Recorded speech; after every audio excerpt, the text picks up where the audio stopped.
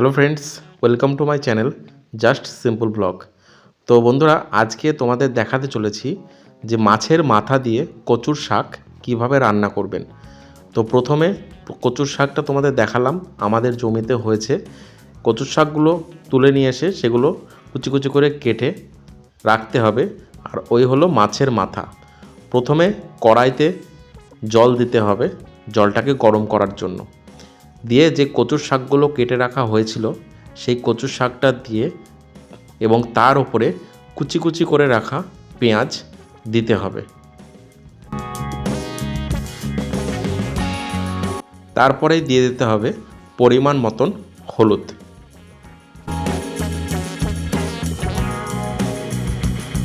পরিমাণ মতন হলুদ দেওয়া হয়ে গেলে ওই শাকের উপরে দিয়ে দিতে হবে পরিমাণ মতন লবণ।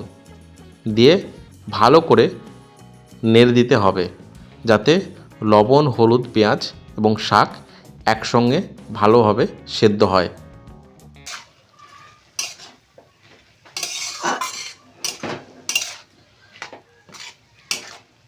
ভালো করে নাড়া হয়ে গেলে একটি থালা দিয়ে ঢেকে দিতে হবে যাতে শাকটা ভালোভাবে সেদ্ধ হয়ে যায়। দেখতেই পাচ্ছেন যে শাকটা কিন্তু ভালো রকমের সেদ্ধ হয়ে গেছে। আর একটা কথা বলে দিই, ভিডিওটি প্রথম থেকে শেষ পর্যন্ত দেখবেন, মাঝপথে স্কিপ করে গেলে কিন্তু রান্নাটা মিস করে যাবেন। কচুর শাকটা যেহেতু সেদ্ধ হয়ে গেছে সেহেতু নামিয়ে নিয়ে আবার কড়াইটা চাপিয়ে দিয়ে তাতে তেল দিয়ে দিতে হবে এবং তারপরে যে মাছের মাথাটা নেওয়া হয়েছিল সেই মাছের মাথাটা লবণ এবং হলুদ মাখিয়ে ভালো করে ভেজে নিতে হবে। এপিঠ ওপিঠ দুপিঠ ভালো করে কড়া করে ভেজে নিতে হবে।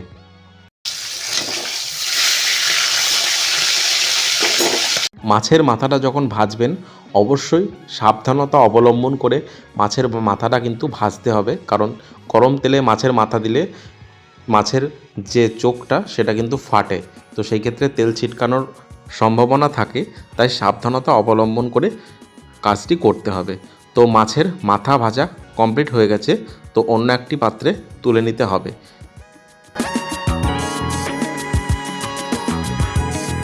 আবারও ওই একই তেলের মধ্যে মৌরির ফোড়ন দিতে হবে।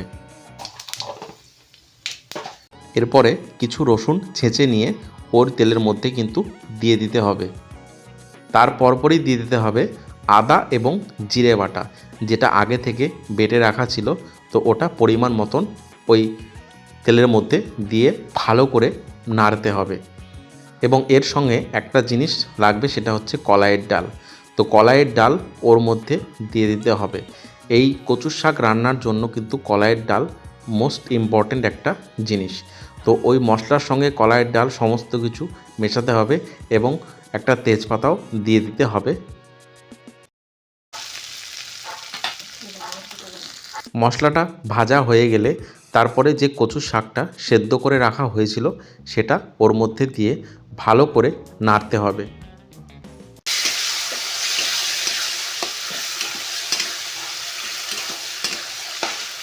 কচুর শাকটা ভালোভাবে নাড়া কমপ্লিট হয়ে গেলে এরপরে ভেজে রাখা মাছের মাথাটা গুঁড়ো করে ওর মধ্যে দিয়ে দিতে হবে।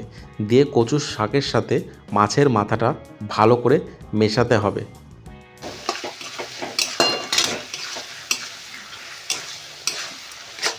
তো কচুর শাক রান্নাটা প্রায় শেষের দিকে। তো এবার দিতে হবে অল্প পরিমাণ ময়দা। এই ময়দাটা দেওয়ার কারণ হলো কচুর শাকটা মাখো মাখো হবে, তো সেই জন্য কিন্তু ময়দাটা দেওয়া হয়। ময়দাটা দেওয়ার পরে আবার ভালোভাবে ময়দাটাকে কচুর শাকের সাথে ভালো করে মেশাতে হবে।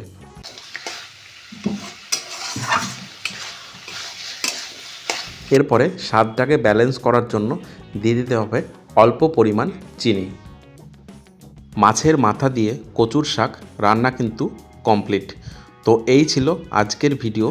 যদি ভিডিওটি ভালো লেগে থাকে অবশ্যই চ্যানেলটিকে সাবস্ক্রাইব করবেন এবং ভিডিওগুলি খুব শেয়ার করবেন। এই চ্যানেলে প্রতিনিয়ত নতুন নতুন রান্নার ভিডিও এবং বিভিন্ন ধরনের দৈনন্দিন জীবনের ভ্লগ আসতে থাকবে এই চ্যানেলের মাধ্যমে। তো চ্যানেলটিকে অবশ্যই সাবস্ক্রাইব করে চ্যানেলটির পাশে থাকুন।